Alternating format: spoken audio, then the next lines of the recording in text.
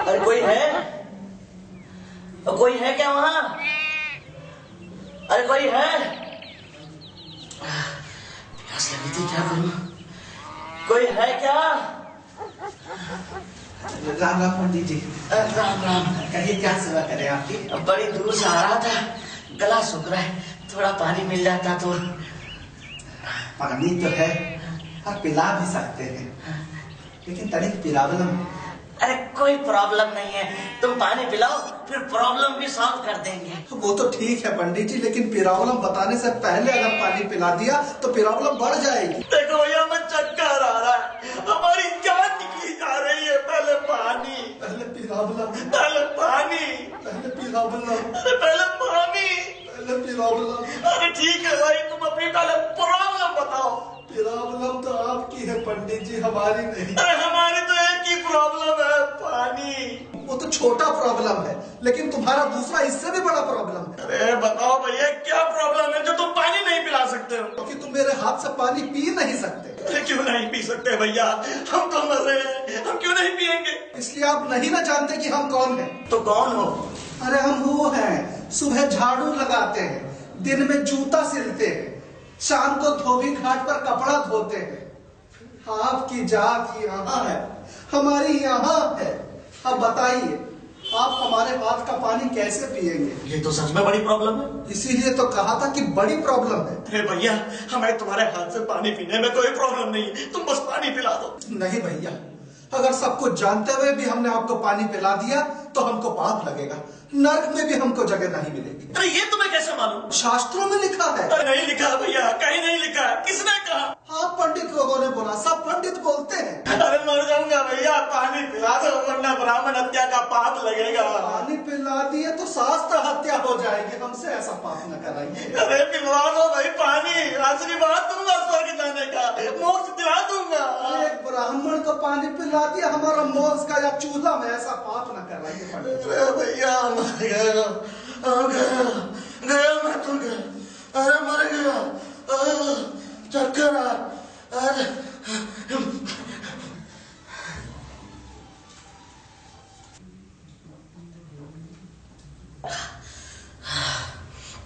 अब जान जाना है भाई, तुम्हारा कोटि कोटि धन्यवाद जो तुमने मेरी जान बचा दी। ये तो हमारा फर्ज था पंडित जी, लेकिन ये फर्क तो आप में और हम में हमेशा रहेगा।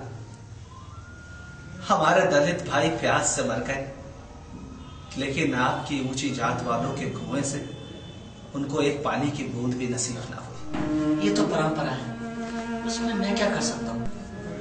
आप तो बहुत ज्ञानी हैं पंडित जी, हम तो निपट गवार हैं।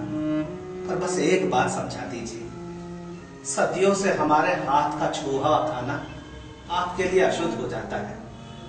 हमारा छुआ हुआ पानी भी आप ग्रहण नहीं करते, ऐसा कहा है हमारे हाथों में। भैया ये तो मैं नहीं जानता, पुरानी प्रथा है। प्रथा, सती प्रथा भी तो थी, लेकिन जब आप लोगों ने अपनी लड़कियां जलती हुई देखी तो बदल गई प्रथा। पंडितों के लिए तो समुद्र पार करना भी वर्जित था, लेकिन जब डॉलर देखे तो बदल डाली प्रथा। यह भी तो प्रथा थी पंडित जी कि ब्राह्मण पुरोहित रहेगा, क्षत्रिय राज करेगा, वैश्य व्यापार करेगा, शूद्र सेवा करेगा। लेकिन जब लोकतंत्र आए, मंत्री प्रधानमंत्री सब पंडित बन गए राजा। जब पूंजी का युग आया तो आप पंडितों ने खोल ली बड़ी बड़ी कंपनियां, बन गए पूंजीपति, बन गए वैश्य। और तो और जब कारोबार में फायदा दिखा तो पंडितों ने जूतों की फैक्ट्रियां लगा ली। हम जूता बनाए तो छोटे आदमी, वो जूता बनाए तो बड़े गए आदमी। बात जमी नहीं पंडित जी, अपने लिए तो प्रथा बदलते थे, और हम दलितों के लिए तो कभी प्रथा नहीं बदली। अब समाज का ढांचा ही ऐसा है, समाज के ढांचे का क्या कर सकते हैं? तो फिर तोड़ दो ना ऐसा ढांचा पंडित जी। ढांचा बनाने वाले तुम, तोड़ने वाले तुम। तो एक बार हम नीच जात वालों के लिए इस ढांचे को बदल दो पंडित जी। ये तो मेरे हाथ में नहीं है, ये सब तो बड़े बड़े शास्त्रों और धार्मिक किताबों में लिखा है। लोग कहते हैं कि तुलसीदास जैसे विद्वान ने कहीं लिखा है, ढोल गवार शूद्र पशु नारी ये सब ताड़न के अधिकारी। लेकिन तुलसीदास जी को क्या ये भान नहीं हुआ कि ढोल को तो पीटा जा सकता है, उसे कोई चोट नहीं लगती, लेकिन हम तो इंसान हैं, मनुष्य हैं, प्राणवान हैं, चोट लगने पर हमें भी दर्द होता है।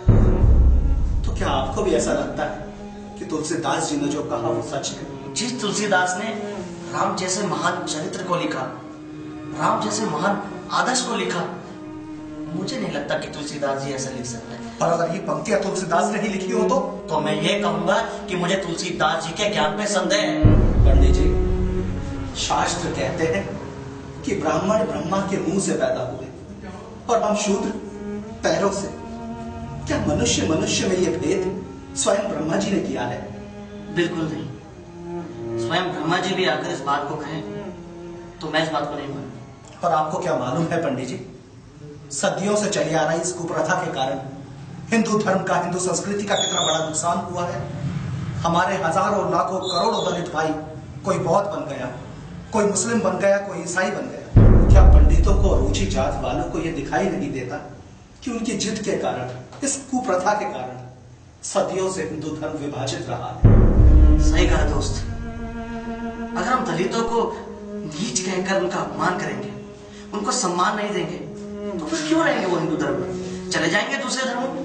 और तो और अंबेडकर जैसी महान आत्मा और बुद्धिजीवी हिंदू धर्म छोड़ के बौद्ध बन गए। और अगर हम अंबेडकर जैसे व्यक्तित्व का सम्मान नहीं कर सकते तो धिक्कार है हम पर। पंडित जी, अगर आप सब जानते हैं तो क्यों नहीं अपने समाज में ये आवाज उठाते? क्यों अपनी ऊंची जात वालों को नहीं समझाते कि अगर वो नहीं बदले तो लोग अपना धर्म बदल लेंगे? और अगर लोगों ने अपना धर्म बदल लिया तो भारत में एक और पाकिस्तान, एक और बांग्लादेश बन जाएगा। तुम ठीक कह रहे हो, पर मैं अकेला क्या कर सकता हूँ? क्यों नहीं कर सकते पंडित? जब तुम प्यास से मर रहे थे, क्या तुमने अपने जाति की परवाह की? अरे चाणक्य भी तो अकेला था और उसने अकेले पूरे भारतवर्ष को एक कर दिया। अरे पंडित, गौतम बुद्ध भी तो अकेले थे, लेकिन उन्होंने एशिया में पूरे धार्मिक क्रांति ला दी थी। महात्मा गांधी भी तो अकेले थे, लेकिन ब्रिटिश साम्राज्य की जड़ें हिला दी थी। अरे पंडित, तुम खड़े हो जाओ। क्या तुम्हारी जाति का कोई ब्राह्मण या ठाकुर खड़ा हो जाए इस कुप्रथा के खिलाफ, तो हम क्या, पूरे देश का कल्याण हो जाएगा, पूरे दलित समाज का कल्याण हो जाएगा। अरे भारत के लोगों, जैसे 1942 में भारत छोड़ो आंदोलन चला था, उस तरीके से जाति तोड़ो आंदोलन क्यों नहीं चल सकता? यदि ऐसा नहीं हुआ तो भारत का उद्धार कोई नहीं कर सकता। स्वयं भगवान भी भारत का उद्धार नहीं कर सकते। 1000 साल तक की गुलामी जो हमने सही है, उससे भी बदतर जीवन हमें भोगना पड़ेगा। और अगर